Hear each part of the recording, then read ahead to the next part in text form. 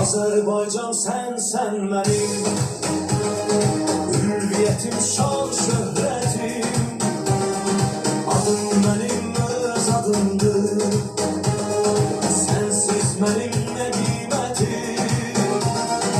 Azərbaycan, Azərbaycan, biz tarixə sığınmadıq, dünən vardıq, bugün varıq. Biz dostluğa güvənerək gələcəyə addımladıq. Azərbaycan, Azərbaycan, Azərbaycan, Azərbaycan, Azərbaycan, Azərbaycan, Azərbaycan, Azərbaycan, Azərbaycan, nəfəsimiz babəklərin, sabirlərin ot nəfəsi. Bağrımızda yaşar bizim babaların ayaq səsi. Azərbaycan, Azərbaycan,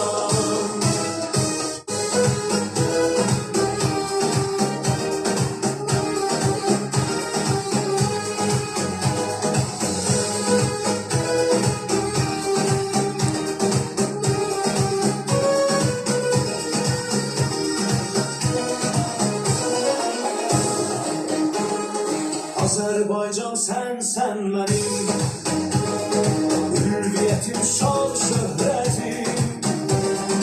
Adım mənim öz adımdır, sensiz mənim nə qiymətim. Azərbaycan, Azərbaycan, biz tarixə sığınmadıq, dünən vardıq, bugün varıq. Biz dostluğa güvənerək gələcəyə addımladıq. Azərbaycan, Azərbaycan. Salam, hər vaxtınız xeyirli olsun, cənublu və şimallı soydaşlarımız. İrandan dəhşətli xəbərlər alırıq. Əziz həmvətənlər, İranın ali dini lideri Əli Xamneyi kütləvi surətdə edamların başlayacağının anonsunun verdi. İlk edam olunan, milliyyətcə Azəri Türkü ehtimal olunan Urfan Sofranlıdır. Əziz həmvətənlər, onu bir neçə gün əvvəl İranın təhlükəsizlik xidmət orqanları evlərindən gəlib mülki geyimdə oğurlayaraq İranın zindanlarına salmış, ona işgəncələr vermişdir. Ona heç bir hüquqi yardım göstərilməmiş, vəkil verilməmişdir. Lakin son dəfə evləri ilə telefon əlaqə saxlayan İranın xüsusi xidmət orqanları bildirmişdir ki, İranın Ali Məhkəməsi tərəfindən Urfan Sofranlı edam hökmünə cəlb edilmişdir. Siz onunla axırıncı dəfə telefonla danışırsınız. Urfan Sofranı evləri ilə 10 dəqiqə danışdıqdan sonra telefon əlaqəsi kəsilmiş. Onun tezliklə edam ediləcəyi gözlənilir.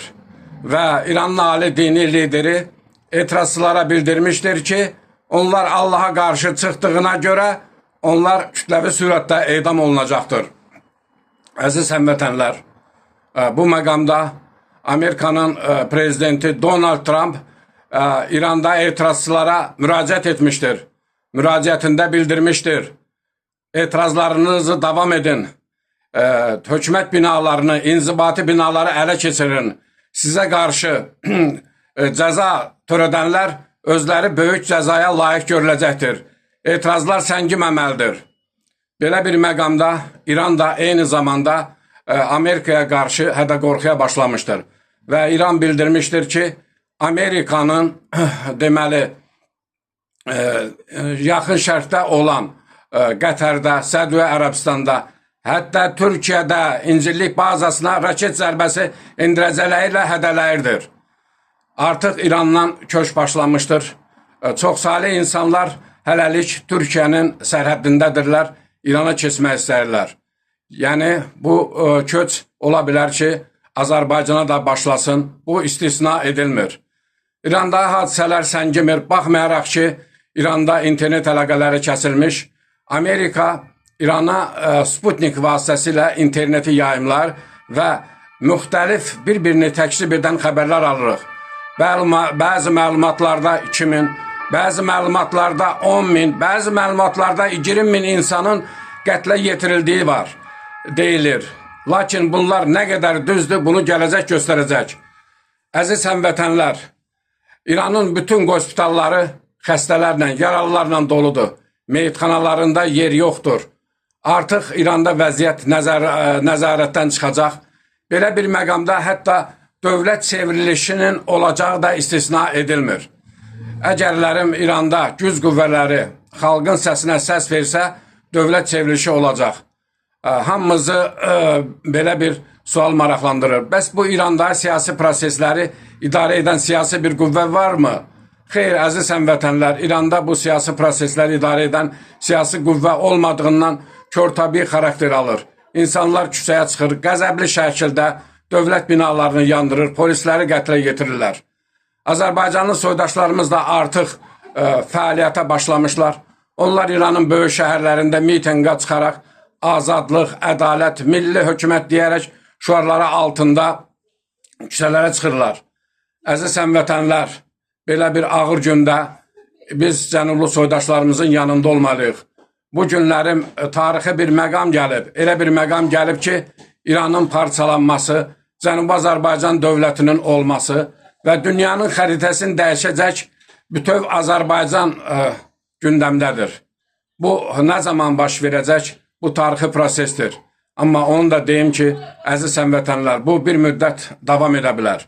Əgərlərim İranın güc strukturları etirazçıları kütləvi sürətdə qətlə yetirib, etirazçıları susturmağa nail olsa, bu o demək deyil ki, İranda hadisələr başa çatdı. Xeyr, etirazçıları sustura bilərlər, amma İranın köklü problemləri qalır.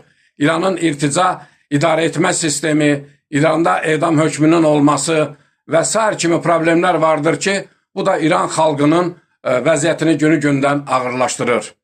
Əziz həmvətənlər, belə bir məqamda qısaca olaraq biz nə etməliyik?